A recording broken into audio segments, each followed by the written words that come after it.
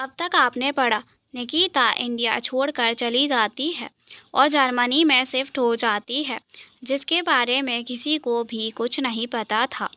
विधि और निखिल उसे ढूंढने की कोशिश करते हैं, लेकिन वह उसे नहीं ढूंढ पाते। आदित्य निकिता को अपने दिमाग से निकालने की बहुत कोशिश करता था, लेकिन उसे हर पल निकिता की याद आती थी, जिसे वह अपने गुस्से और नफरत की आग के पीछे दबा देता है। ऐसे ही वक्त बीत जाता है और कई साल गुजर जाते हैं। 6 साल बाद जर्मनी के एक खूबसूरत शहर बर्लिन में एक छोटे से विला के सामने एक लंबरगिनी आकर रुकती है, जिससे एक 27 साल की लड़की उतरती है। वह देखने में बहुत ज़्यादा खूबसूरत थी और उसके होठों पर बहुत प्यारी मुस्कान थी। वह लड़की जल्दी जल्दी उस विला के अंदर जाती है और हॉल में पहुंचकर वह तेज आवाज़ में बोलती है, ईशी, ईशु, कहाँ हो आप लोग? देखो मम्मा आ गई। उसकी आवाज़ सुनकर एक 6 साल की बच्ची भागते हुए उसके पास आती है। वह बच्ची देखने में बहुत प्यारी थी और उसकी भूरी आंखें मासूमियत से भरी हुई थी और वो देखने में किसी डॉल जैसी खूबसूरत थी। वो उस लड़की के गले से लिपट कर बोलती है, मैंने आपको बहुत मिस किया मम्मा। उसकी बात सुनकर वो लड़की भी मुस्कुराते हुए उसे गले लगा लेती है और उस बच्ची के गालों पर किस कर देती है, जिससे उस लड़की के गाल लाल हो जाते हैं। वो लड़की उससे पूछती है, तो आपकी बहन कहाँ है? तभी पीछे से किसी लड़की की आवाज़ आती है, होगी कहाँ, लगी होगी अपने लैपटॉप में। वो बस देखने में ही मासूम है, असल में तो वो शैतान है। वो लड़की पीछे मुड़कर देखती है तो एक लड़की और लड़का वहाँ खड़े थे।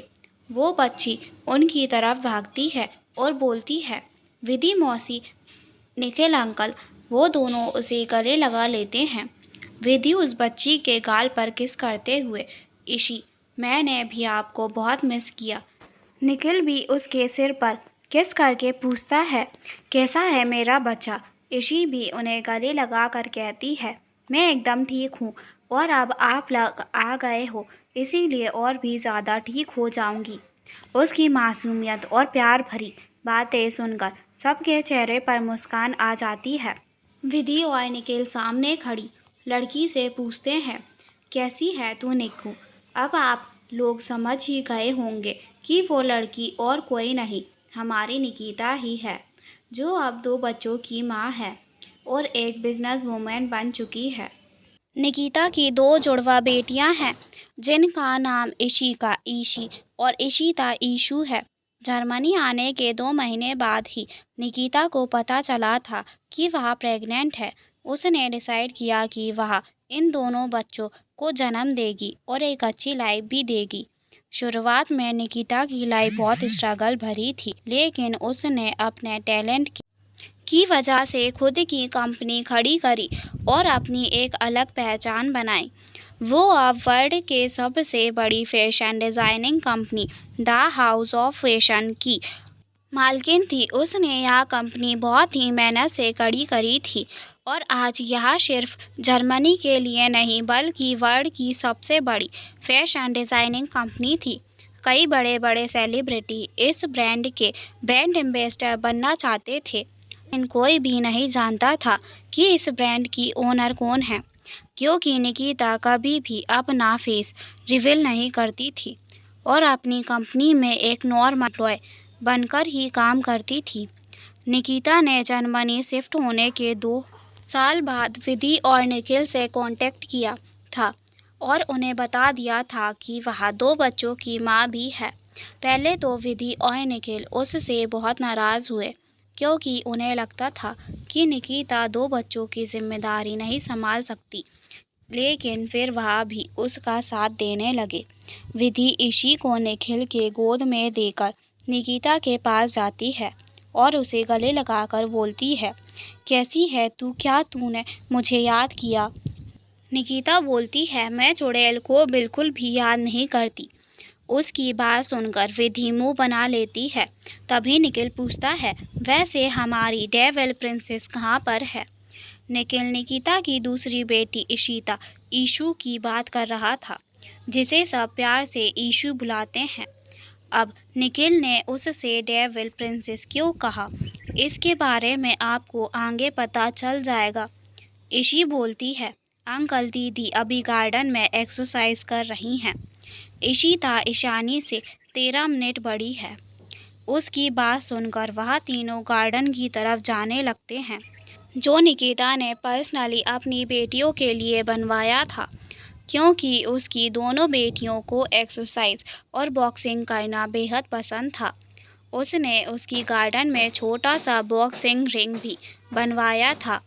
वो वहां जाकर देखते हैं तो उन्हें बॉक्सिंग रिंग के अंदर एक 6 साल की बच्ची दिखाई देती है, जिसकी शक्ल इशिका से काफ़ी मिल रही थी। उस लड़की ने अभी घुटनों तक आती स्पोर्ट ड्रेस पहनी हुई थी और अपने बालों को 2 चोटियों में गुथा हुआ था। वो अपने कानों में हेडफोन लगाकर पंचिंग बैग पर लगातार पंचेस मारती जा रही थी। उसे देखकर कोई भी नहीं कह सकता था कि वह बस 6 साल की बच्ची है। उसके चेहरे पर काफ़ी सीरियसनेस थी। इशिका जल्दी से निखिल की गोद से उतरती है और बॉक्सिंग रिंग के अंदर जाकर इशिता के कंधे पर हाथ रख कर बोलती है, दीदी देखो आपके लिए एक सरप्राइज़ है। उसकी बात सुनकर इशिता पीछे मुड़ती है और सामने खड़े विधि और निखिल को इमोशनलेस होकर देखती रहती है। उसकी पर्सनैलिटी काफ़ी हद तक आदित्य के जैसी थी, लेकिन वो अपनी माँ और बहन से बहुत प्यार करती थी। विधि मुंह बनाते हुए बोलती है, हम कितने खुश थे इन दोनों से मिलने के लिए, और इस लड़की को देखो, इसे तो कोई फ़र्क ही नहीं पड़ता। उसकी बात सुनकर इशिता बॉक्सिंग रिंग से बाहर आती है और बिना कुछ बोले उसे गले लगा लेती है और धीरे से बोलती है, बस कीजिए ना, आप कोई छोटी बच्ची नहीं हैं जो ऐसे ड्रामा कर रही हैं।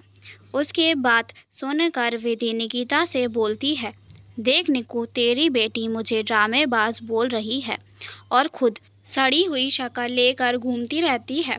उसकी बात सुनकर निखिल इशिता को अपनी गोद में उठा लेता है और बोलता है, खबरदार अगर तुमने मेरी बेटी को कुछ बोला भी तो। और उसने कुछ गलत नहीं कहा, तुम तो हो ही ड्रामेबाज। इतना बोलकर वो पैर पटकते हुए वहाँ से अंदर की तरफ चली जाती है। वहीं बाकी सब उसकी नौटंकी देखकर हंसने लगते हैं। इशिका बोलती है, मासी कितनी क्यूट है, एकदम मेरी तरह। निकिता उसे गोद में उठाते हुए बोलती है, अच्छा मेरी छोटी शैतान, क्यूट कब से हो गई। इशिका उसके गले में अपना हाथ फंसाते हुए बोलती है, मम्मा मैं तो हमेशा से क्यूट थी, वो तो आप हैं जो मुझ पर ध्यान नहीं देती। उसकी बात सुनकर सब हंसने लगते हैं। वहीं इशिता अपने मन में सोचती है, यह भी एकदम ड्रामेबाज है, बिल्कुल विधि मौसी की तरह। आज के लिए इतना ही। अगर आपको चैप्टर पसंद आया हो तो लाइक, कमेंट और शेयर करना ना भूलें और चैनल को सब्सक्राइब करना भी। धन्यवाद।